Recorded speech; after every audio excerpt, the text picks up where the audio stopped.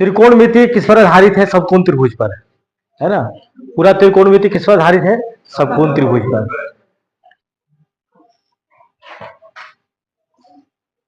ये क्या है? एक समकोण त्रिभुज, इसका एक कोण क्या है?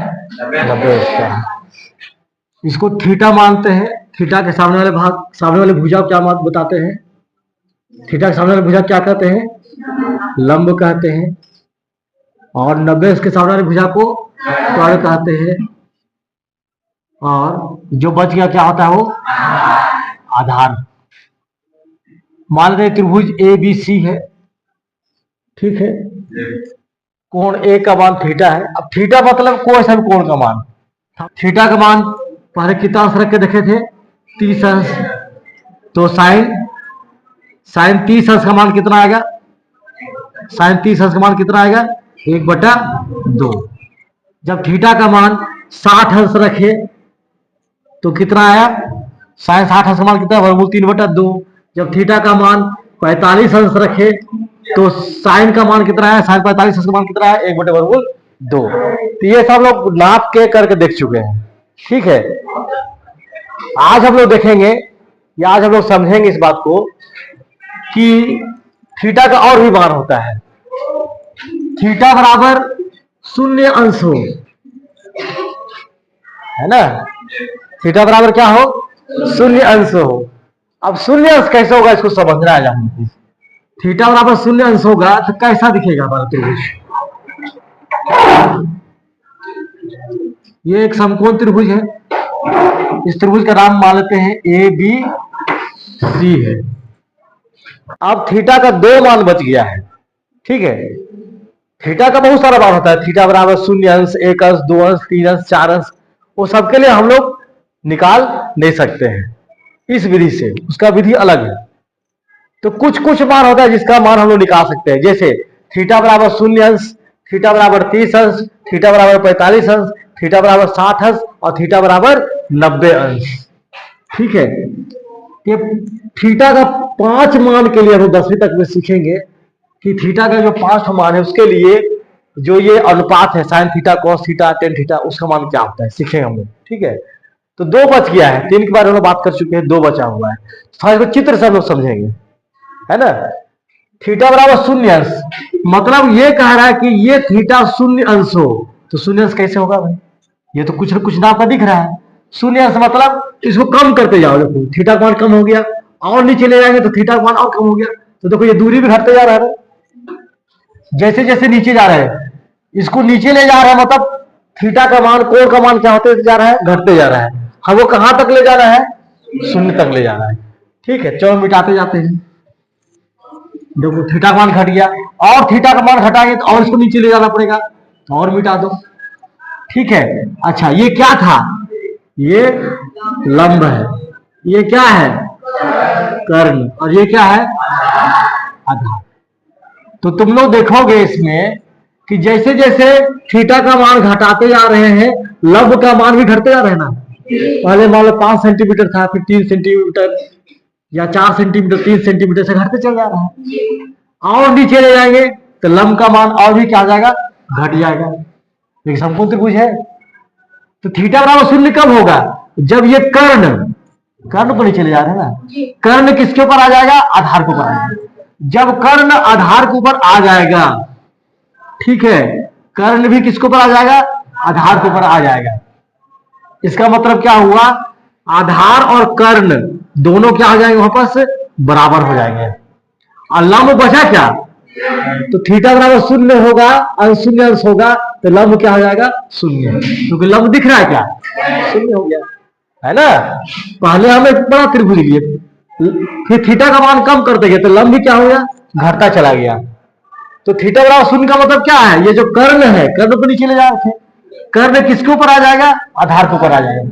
जब कर्ण आधार के ऊपर आ जाए तो दोनों क्या हो जाएगा? बराबर हो जाएगा, ठीक।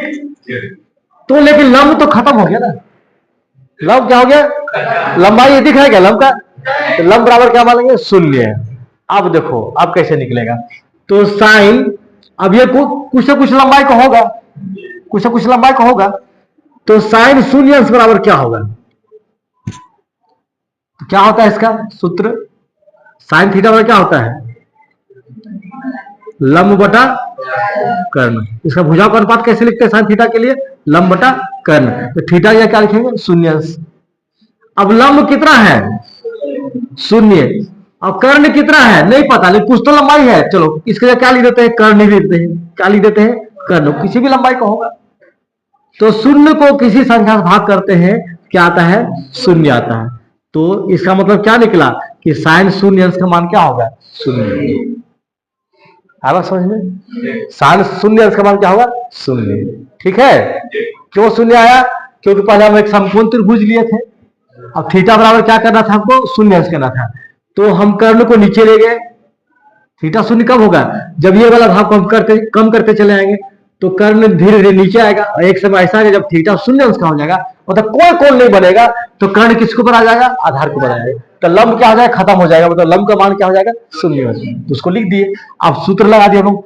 साइन थीटा बराबर क्या होता है? लंब बटे कर्ण। साइन थीटा, थीटा क्या लिखेंगे? शून्य अंश। शून्य अंश बराबर क्या हो जाएगा? लंब बटे कर्ण। तो लंब कितना है? शून्य है। और कर्ण कितना है? कितना भी होगा, कुछ कुछ तो मान होगा। तो शून्य बटे कर्ण मतलब कर्ण का कोई मान होगा, शून्य से बड़ा होगा। कर्ण का मान क्या होगा? शून्य से बड़ा होगा हमेशा, क्योंकि लंबाई लिए है। तो शून्य बटे कोई भी संख्या का मान होगा यहाँ पास 1 2 3 4 जो भी सेंटीमीटर होगा, जब भाग करें तो उत्तर क्या आ जाएगा? शून्य। ये हुआ साइन शून्य अंश का मान। ठीक है। अब देखते हैं थीटा बराबर 90 अंश। तो फिर से एक समकोण त्रिभुज लेते हैं। समकोण त्रिभुज इधर से भी बना सकते हैं ना, जरूरी नहीं है कि हमेशा ऐसे ही बने, लेकिन एक ही भी हम समझाने तक तो लोग समझने में दिक्कत रहा। मान लो समकोण त्रिभुज का नाम पी क्यू और क्या है? आर है। और क्यू पर कितने से कोण बन रहा है? अब यही पर ध्यान देना है कि थीटा कितने अंश का हो? 90 अंश का। तो इसको यदि 90 अंश का करेंगे तो ये रेखा सीधा हो जाएगा। क्योंकि देखो किसी रेखा पर 90 से कोण बनता है तो दूसरा रेखा क्या हो जाता है? सीधा।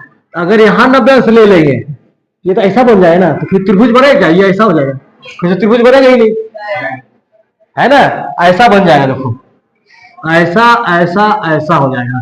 ये P, ये Q और फिर दो बिंदु, ये त्रिभुज दिख रहा है क्या? देखो ये भी 90 अंश का, ये भी Q तो 90 अंश का रहेगा ही, इसको भी 90 अंश ले लें तो ऐसा बन जाएगा। त्रिभुज रहा है क्या? नहीं रहा। तो ऐसा हम लोग नहीं ले सकते हैं। तो कैसा करेंगे? इसी को थीटा मान लेंगे, है ना? इसी क्या मान लेंगे? थीटा मान लेंगे। इसी 90 अंश को, मतलब Q, सिर्फ Q पर जो कोण बना है ना 90 अंश, उसी क्या मान लेंगे? थीटा मान लेंगे। तो 90 अंश के सामने वाली भुजा क्या बोलते हैं? कर्ण। और थीटा के सामने वाली भुजा क्या बोलते हैं? लंब। अब तुम लोग को नया बात लग रहा होगा, क्योंकि यही थीटा है और यही 90 अंश है। तो थीटा के हिसाब से देखेंगे तो यह लंब दिखेगा, और 90 अंश के हिसाब से देखेंगे तो क्या दिखेगा? कर्ण। मतलब यहाँ लंब और कर्ण दोनों क्या होंगे? बराबर होंगे। आया समझ में? लंब और कर्ण दोनों क्या हो जाएंगे? बराबर हो जाएंगे, है ना?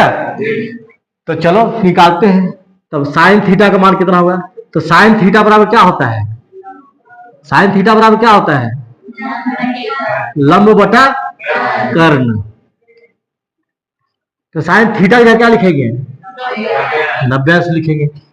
ठीक। अब यहां पास क्या देखते हैं? इस स्थिति में जब थीटा भी 90 अंश हो तो क्या देखते हैं? लंब और कर्ण दोनों क्या होते हैं?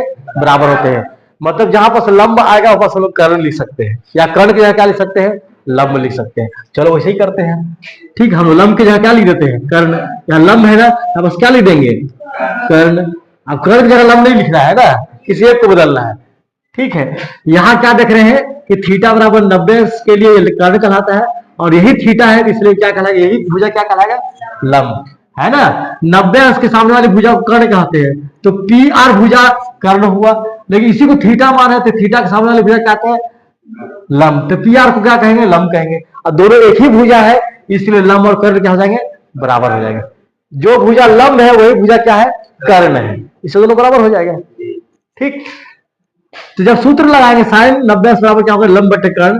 तो लंब के जगह हम लोग क्या लिख सकते हैं? कर्ण। तो लंब की जगह क्या लिख दिए? कर्ण बटे नीचे कर्ण ही रहने देंगे। ठीक, ये दोनों समान राशि है तो दोनों क्या होगा? कर्ण एकम कर्ण। तो कर्ण कितना आ गया? 1। तो क्या आ गया?